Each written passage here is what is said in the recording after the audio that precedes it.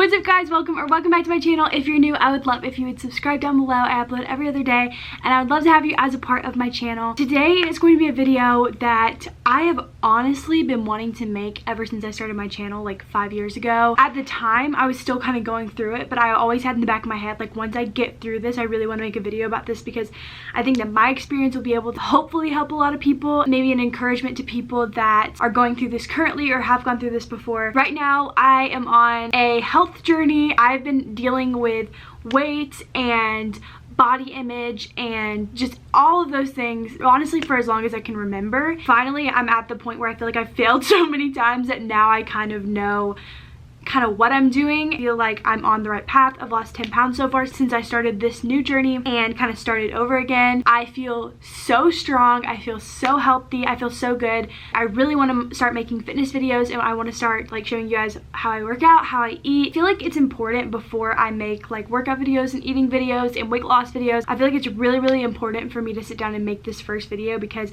I think that my story of how I even got to the point where I could be confident in who I am in my own skin without losing weight is really important. I'm going to be talking about my eating disorder story and my confidence journey, like how I got to a point where I'm truly probably the most confident I've ever been. A couple months ago, I was the most I ever weighed in my life, but somehow I am the most confident I've ever been in my life. So I don't think that those two things correlate, but I do think that it's important to be the healthiest version of yourself. I'll get into that in this video. Let's get into the video. Also, keep in mind that this has been a really long time since a lot of this has happened, so if I don't get emotional about it, it was hard at the time and I cried about it all the time. Like, even talking about it used to be really hard for me, but now I've gotten to a point where I'm just kind of completely emotionally past it. So if I don't sound emotional, it's literally just because it's been a while. I have always had kind of like a weird relationship with food. I remember my mom would tell me that at recitals and like family cookouts and stuff like that, cookouts with friends and swim meets and like all that stuff, I was always like excited about like the refreshments and the food. Like, I always loved food a lot. It didn't really matter for a lot of me growing up because I, you know, played sports from the time I was like 3. I literally played soccer from the time I was like 4 or 5, and I danced since I was 3, so like I was always moving, I was always active. It didn't really matter how much I ate because I always was exercising. I want to make a testimony video because I feel like this falls more into this category of my testimony, but whenever I was in middle school, I was sexually assaulted. That kind of triggered a lot of things going into my like later middle school years and early high school years. Now that I've gone to therapy, I realized that the reason why I feel like I had an eating disorder was probably because that can sometimes happen to people that get sexually assaulted, is they feel like they have to control something, so a lot of them like go to food. So I guess maybe that's one of the reasons why. I think that played a role in it. Also, around that time, my pastor had committed suicide, and that's a big part of my testimony too, because after that happened, it kind of just like 8th grade in general just kind of triggered like a long recovery process from those things, I guess. Now looking back on the pictures from high school, I'll insert some like cheer pictures here. This was in like 9th and 10th grade.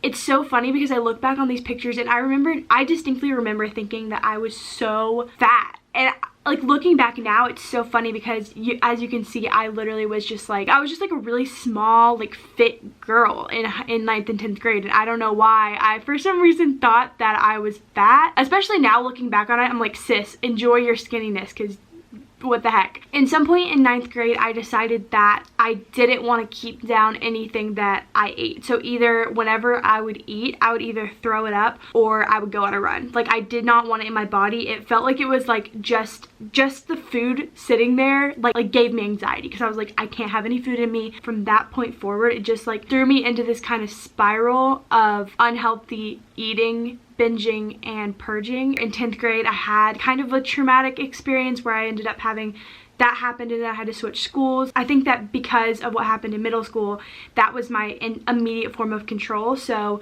anytime that a big change would happen or me and a boyfriend would break up, anything like that was my form of control, was like, I have to be skinny. For boys, I remember it was always like, he would like me if I was skinnier. Since this breakup happened, we broke up because I'm not skinny enough, so I need to get skinnier. That was always like my mindset, and thinking back on it now, it's so toxic and sad. But at the time, like, that was just my immediate form of control. control to really any situation that I was given. I went to live with my aunt and uncle the summer before junior year. I went to live with my aunt part of the summer before senior year of high school. Every single time I remember I would eat, because also growing up with a dietitian as a mom, we never really had any like junk food in the house.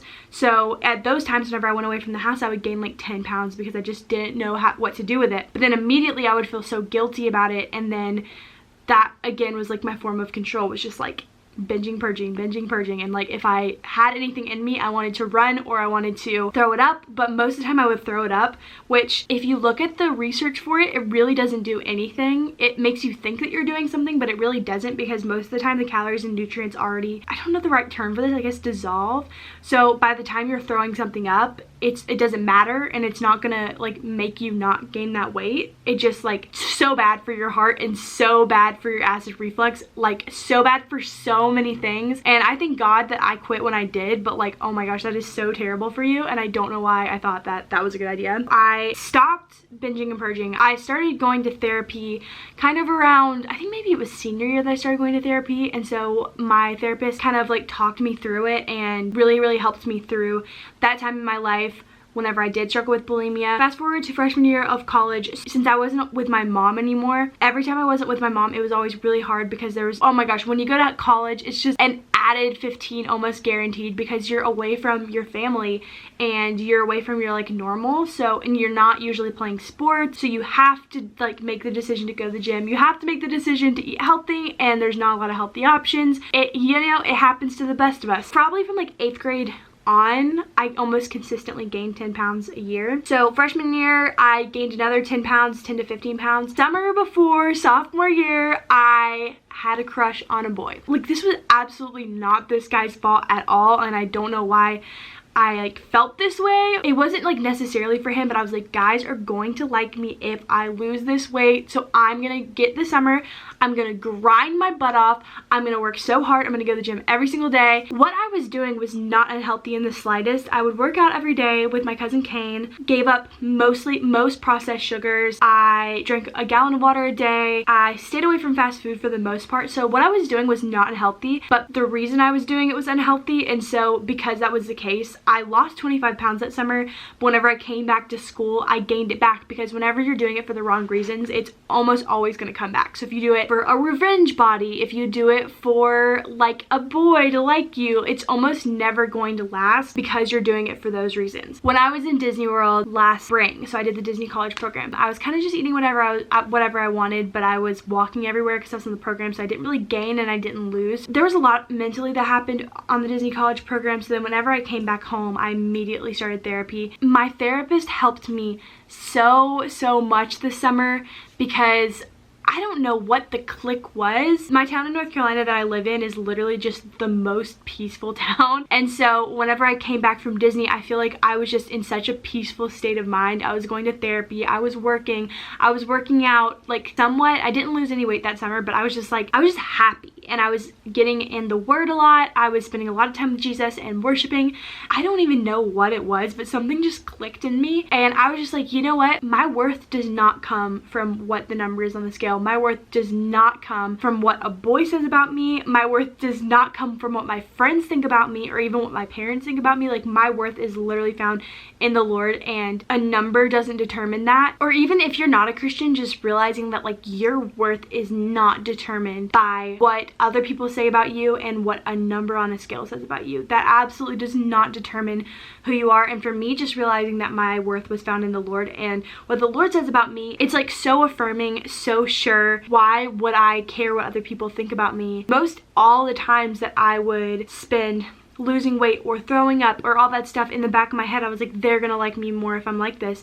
But then I just had this click moment where I was like, you know what, it doesn't matter what they say about me, because the Lord says this about me and he created me. I'm fearfully and wonderfully made. Then whenever I started talking to my now boyfriend in the summer, I had already like come to that point. It's so weird how that happened too, because I'm not saying this is gonna happen to everyone, but it happened to me, and it was just like so funny how things just like clicked the way that they did, because it's almost like God was like, if you truly love yourself because of who I made you to be, then you can love somebody else. Probably like a month after I came to that conclusion, I met my boyfriend Caleb, and it was so interesting how differently I responded to things because of that conclusion that I had come to. I don't know if you guys know, if you've watched any of me and Caleb's videos so far, but the summer was not the absolute best time in our relationship. It took a while for him to kind of realize what he wanted. He didn't treat me really the way that I wanted him to in the beginning, and so whenever that started, I ended up like having a conversation with him in like July, and I was like, look, I really care about you, but I deserve better than this, and we just need to not talk right now. We can talk whenever we get back to school, but I just don't really need this in my life right now, so we can just not talk. And of course there was times whenever I got like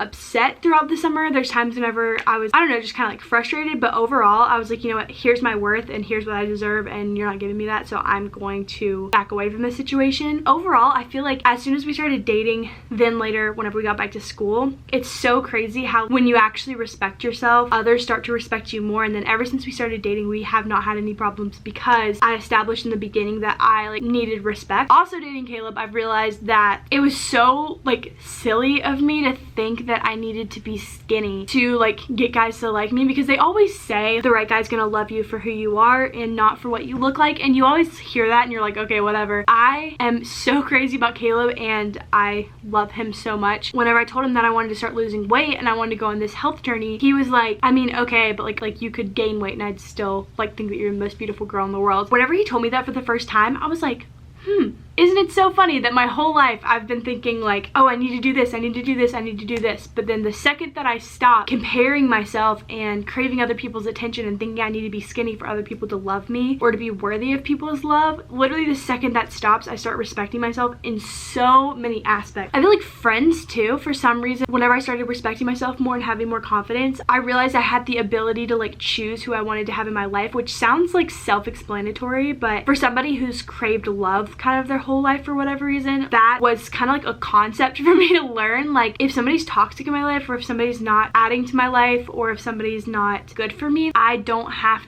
to have them as a close friend in my life, which God does call us to love everyone, but some people were called to love from a distance because they're, you know, not really serving us. You can pray for those people, but it's good to like have your distance from people like that. I want to start making videos about like what I've done so far and how much weight I've lost and workout routine, what I eat in a day, and then kind of like bring you guys along on the like big goals that I have. So far I've lost 10 pounds and I'm trying to lose another 40, and I'll get into like the numbers and the sizes and like whatever and other detailed more like fitness related videos. I wanted to make this video before I made any other video because I think it's super important for you guys to realize that I'm not doing this for any other reason other than the fact that I'm trying to be my healthiest version of myself. I am such a huge believer in body positivity. I think that it's so important to love exactly who you are, but I also think that body positivity means that you crave to be the healthiest version of yourself, mind, body, and soul, because I think that some people can kind of focus on one rather than the other. I love treating my mind well. Like I love reading, especially during this quarantine time. I just love like learning things. I love knowledge. I love